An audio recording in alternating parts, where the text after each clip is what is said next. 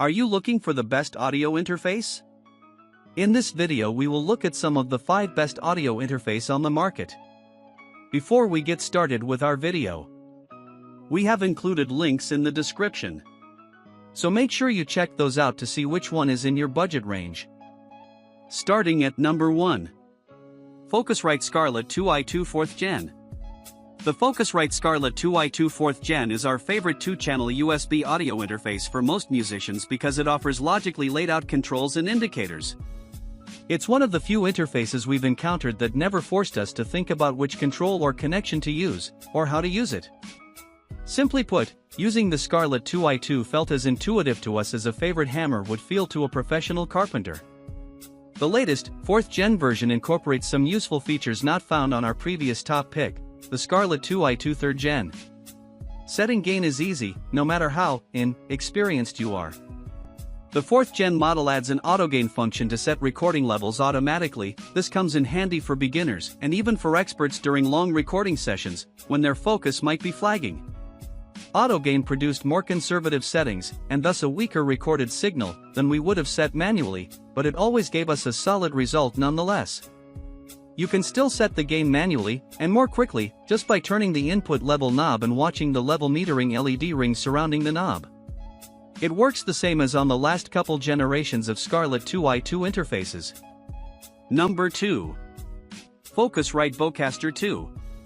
I didn't realize I needed a different USB interface for podcasting, but after just 5 minutes of using the Focusrite Vocaster Two, I didn't want to record a podcast with anything else. This interface isn't our choice for recording music, but anyone who is serious about podcasting will probably find it to be well worth the investment. Its design and features are perfect for podcasting.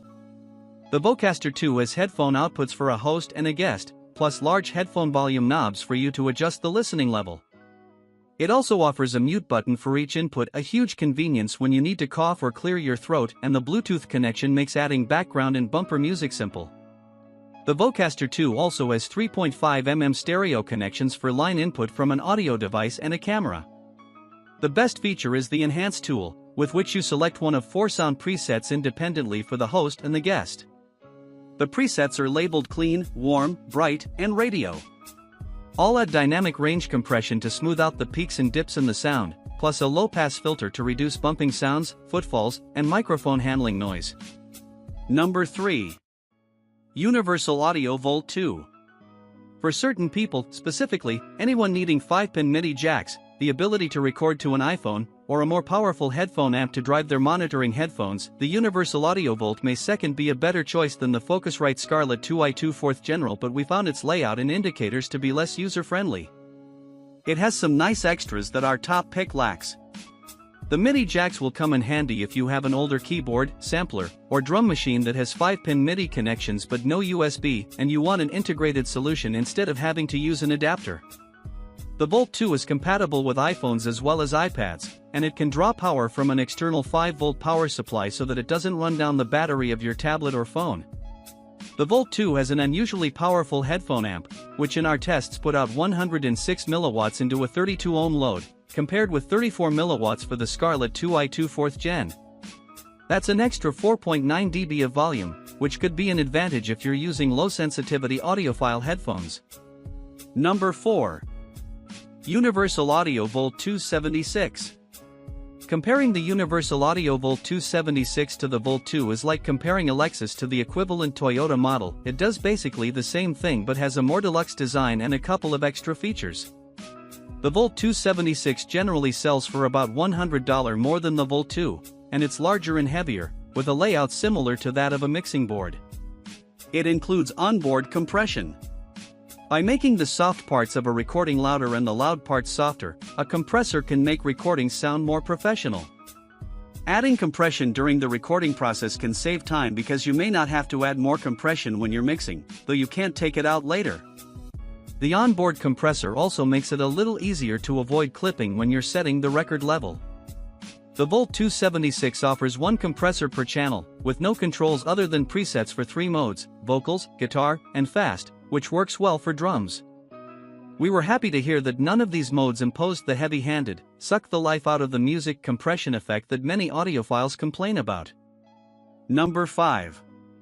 Audient Evo 4.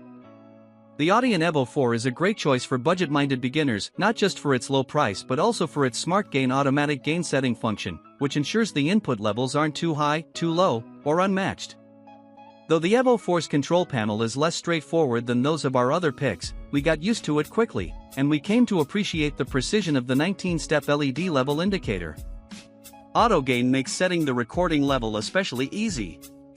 Just hit the green Smart Gain button, and then tap the button for the input you want to adjust, 1 or 2, or both, if you're recording in stereo and want the channel levels to match. Then press Smart Gain again, which makes the button glow red. Now play or sing until the Smart Gain button flashes green twice. In our tests, Smart Gain always gave us a recording level with a fairly strong signal and low noise, and it never left us in a situation where we risked clipping, that is, distortion, due to a too high input level.